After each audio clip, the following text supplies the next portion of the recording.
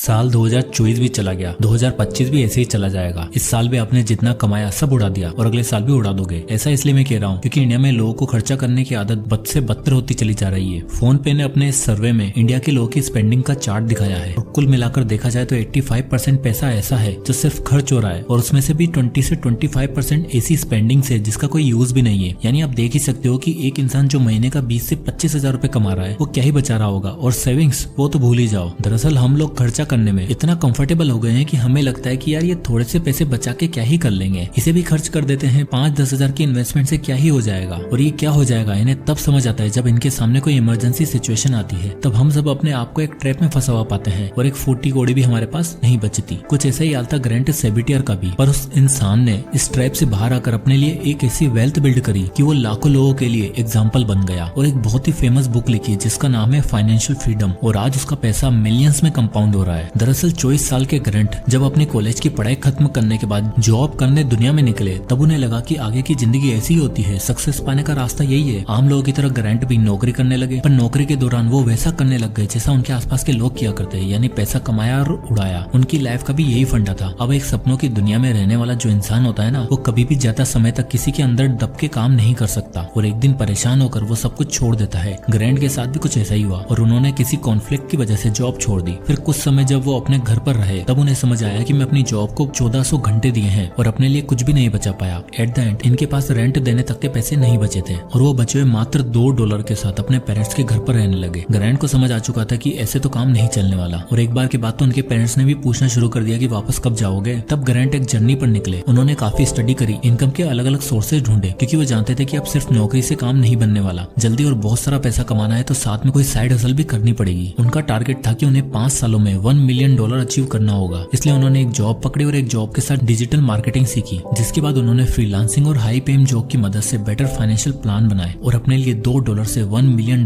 तक का सफर तय कर लिया। और आज उनकी यही वेल्थ मिलियंस में कंपाउंड हो रही है क्योंकि ग्रांट कहते हैं फाइनेंशियल फ्रीडम और पैसा कमाना एक आर्ट, एक गेम है जिसके कुछ स्टेप्स होते हैं और जिसने वो 5 स्टेप्स अचीव कर लिए फिर आखिरी राउंड में आकर वो फाइनल बॉस बन जाता है। तो चलिए एक एक करके इन सारे स्टेप्स को जानते हैं। स्टेप नंबर 1, अपना विजन बनाओ। क्या आपके साथ भी कभी ऐसा हुआ है कि आपने कहीं घूमने फिरने का प्लान बनाया और पता ही नहीं कि उस जगह पर जाना कहाँ है, कैसे रहना है, क्या करना है? बिल्कुल नहीं। इनफैक्ट हम लोग 1 महीने पहले से प्लान करना शुरू कर देते हैं कि होटल कौन सा रहेगा, आने जाने की टिकट कैसी रहेगी, कहाँ कहाँ घूमना है और ट्रेवल का बजट कितना होगा। यानी हर समय हम फ्यूचर के बारे में सोचते हैं, पर जहाँ बात आती है फाइनेंस की और उसे मैनेज करने की तो हमारे पास कोई फ्यूचर प्लान ही नहीं होता। इस समय जितने लोग ये वीडियो देख रहे होंगे अपने बैंक अकाउंट में भर भर कर पैसा सेव कर रहे होंगे, लेकिन उन्हें पता ही नहीं कि इन पैसों का क्या करना है। टाइम्स ऑफ इंडिया की ये रिपोर्ट बताती है कि पहले तो मोस्ट इंडियंस कुछ सेव नहीं करते। 50% लोग केवल 0 से 20% पैसा ही बचा पाते हैं। 20% लोग सिर्फ 20 से 30% पैसा सेव करते हैं और उसे भी FDs, PF और अलग अलग बैंकिंग प्रोडक्ट में इन्वेस्ट कर देते हैं। यानी बिना किसी विजन के पैसा कमाया जा रहा है और खर्च भी किया जा रहा है और उसे ऐसी जगह इन्वेस्ट किया जा रहा है जहाँ उस पैसे की वैल्यू बढ़ने की जगह घटने वाली है। देखो, पेचेक टू पेचेक जीने वाली लाइफस्टाइल अगर आज से 5 साल तक कंटिन्यू कर ली तो लाइफ में आप हमेशा पहले स्टेप पर ही अटके रहोगे। इसलिए एक दिन बैठकर अपने खर्चों का हिसाब किताब लगाओ और एक विजन सेट करो कि आपको क्या चाहिए। अपने आपको एक नंबर का विजन दो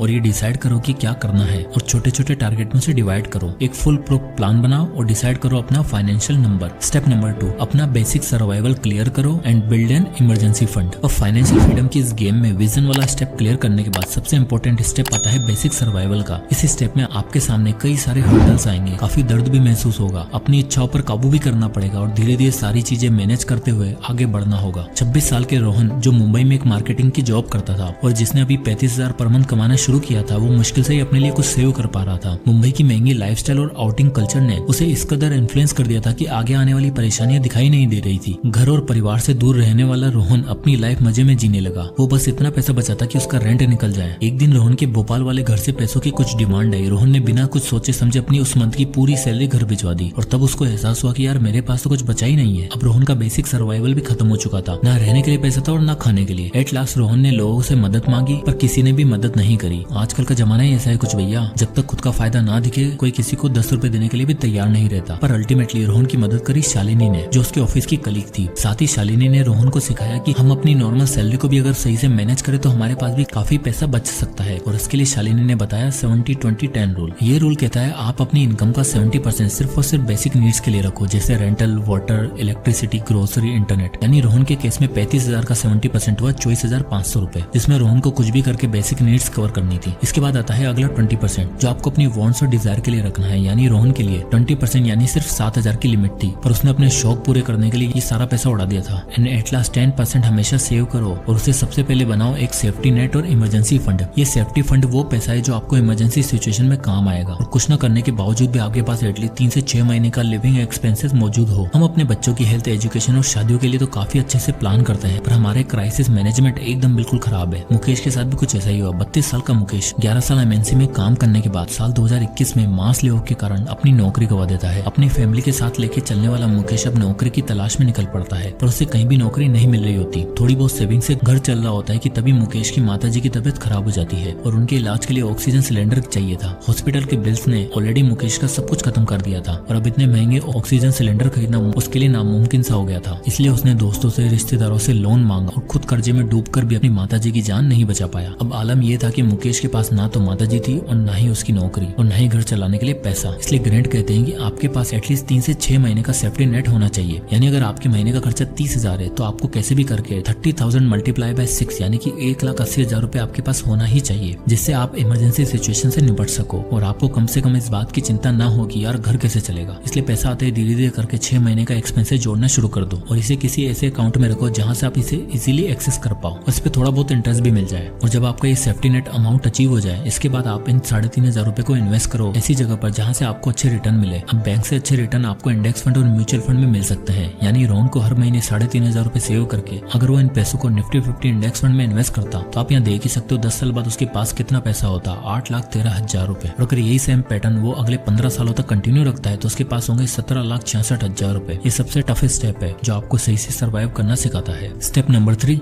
बैलेंस। इमरजेंसी फंड बनाने के बाद अगला स्टेप आता है बैलेंस का। अकाउंट बैलेंस नहीं, आपकी लाइफ का बैलेंस। इमरजेंसी फंड का स्टेप हमारे सर से एक बहुत बड़ा भार उतार देता है, लेकिन यहीं पर आकर लोग कंफर्टेबल हो जाते हैं और तब उनका सामना होता है फाइनेंशियल गेम के सबसे बड़े मॉन्स्टर से, जो है लोन एंड डेट। एक सर्वे के अकॉर्डिंग 67% से ज्यादा इंडियन फैमिली आजकल लोन्स पर रिलाय करती है और 2014 से 2024 तक ग्रॉस बैंक क्रेडिट 16.9% से बढ़कर 32.4% हो चुका है, यानी डबल। आजकल लोन लेना बहुत आसान हो गया। 10 तरह की 10 अलग वेबसाइट है और 10 अलग प्रोडक्ट्स हैं जहां से हर कोई क्रेडिट पर सामान उठाना पसंद करता है और सबसे बड़ा लोन कंज्यूमर है हमारा मिडिल क्लास। एक मिडिल क्लास इंसान जब तक 30 साल का होता है ना और 1 लाख पर मंथ तक का पैकेज अचीव करता है, तब तक उस पर ऑलरेडी 5 लाख के क्रेडिट कार्ड का और 8 से 9 लाख रुपए गाड़ी का लोन चल रहा होता है। ऐसा ही नितिन ने 11 लाख की गाड़ी की, 2 लाख रुपए की डाउन पेमेंट करी और 9 लाख का लोन बनवाया, जिस पर उसकी EMI आप देख ही सकते हो, लगभग 19,000 रुपए का फिक्स्ड खर्चा और ऊपर से क्रेडिट कार्ड की मिनिमम पेमेंट भी चल रही थी। एक बार हुआ यूं कि नितिन कार की EMI पे करना भूल गया और उसे हेवी पेनल्टी का सामना करना पड़ा। फाइनेंशियल टर्म में इसे नेगेटिव कंपाउंडिंग कहा जाता है। इसके बाद नितिन ने सभी लोन्स की एक लिस्ट बनाई और सबसे पहले सारे छोटे मोटे लोन्स को क्लियर करने पर ध्यान दिया और बड़े लोन्स की मिनिमम पेमेंट करता रहा। और जैसे उसकी लिस्ट में से 2 स्मॉल लोन क्लियर हो गए, उसको एक मोमेंटम मिला और हर महीने सैलरी का 10% से ज्यादा बचाकर उसने लोन क्लियर करने पर ज्यादा ध्यान दिया। और जैसे उसकी ये हैबिट बन गई, उसने कुछ ही टाइम में क्रेडिट कार्ड का 5 लाख का लोन क्लियर कर दिया और कार लोन भी बस 4 लाख का ही बचा था। इसके बाद भी नितिन के पास काफी पैसे सेव थे, यानी उसने डेट मॉन्स्टर को बड़ी चालाकी से हराया और स्टेप 3 क्लियर किया। ग्रैंड कहते हैं आपको भी डेट स्नोबॉल मेथड का यूज करके अपने लोन से छुटकारा पाना चाहिए और मूव करना चाहिए। अब आता है step number 4, freedom to choose. आपको लाइफ में फ्रीडम कब महसूस होती है? जब आप सही से प्लानिंग करके कुछ एक्सिक्यूट करो और वो काम करने के बाद आपको हैप्पीनेस फील हो। पर सोच के देखो, आप पार्टीज करने के बाद, टूर पर जाने के बाद या वेडिंग के बाद गिल्ट फ्री हो पाते हो? वो इवेंट खत्म हो जाने के बाद क्या आप खुश रह पाते हो? नहीं। इसलिए फाइनेंशियल फ्रीडम से पहले आपको फ्रीडम को चूज करना आना चाहिए। पर हम लोगों की दिक्कत क्या है ना, कि हमें हर चीज लास्ट मिनट करने की आदत है। फ्लाइट टिकट्स हो या ट्रेन टिकट्स, होटल हो या व्हीकल रेंटल, हम कभी भी कुछ भी पहले से प्लान करके नहीं चलते, जिस वजह से हमें फ्लाइट और ट्रेन टिकट्स पे हमें एक्स्ट्रा 30% तक पे करना पड़ता है और होटल बुकिंग पर 40%। पीक सीजन पे तो घूमना और खाना भी 20 से 30% महंगा हो जाता है, यानी खामा-खा की फिजूल खर्ची। और एवरेज देखा जाए तो हम इंडियंस जितना बजट लेके चलते हैं ना, उसका 10-12 हजार ज्यादा खर्च कर ही देते हैं और वापस आने के बाद लगता है कि यार खर्चा बहुत हो गया, अब तो अगले महीने के लिए पैसे ही नहीं बचे। इसलिए ऑथर ग्रैंट कहते हैं अपनी ओवर स्पेंडिंग पर काबू करो और चूज करो कि आपको क्या सिर्फ घूमने फिरने वाली फ्रीडम चाहिए या सिर्फ एक रिलीफ वाली फ्रीडम, जो आपको सही मायनों में फ्रीडम भी देगी और कई सारी सेविंग्स भी। Step number 5, the independence and abundance. सारे स्टेप क्लियर करने के बाद फाइनली पहुंच जाते हो स्टेप 5 पर, द इंडिपेंडेंस, जिसको क्लियर करने के बाद आप बन जाते हो द फाइनल बॉस। इस स्टेप में आपको अपनी इंडिपेंडेंस के नंबर का रास्ता ढूंढना है और अपने लिए कंप्लीट वेल्थ बनानी पड़ती है। इस इंडिपेंडेंस और अबंडेंस के लिए आपको 2 रूल्स फॉलो करने पड़ेंगे, जिसमें पहला आता है द 25x रूल। ये रूल ये कहता है कि सबसे पहले आपको अपना फ्रीडम नंबर डिसाइड करना है कि आपको कितना पैसा चाहिए होगा अर्ली रिटायरमेंट के लिए। इसके लिए आप अपने एनुअल खर्चों को 25 से मल्टीप्लाई करना होगा। यानी मान लो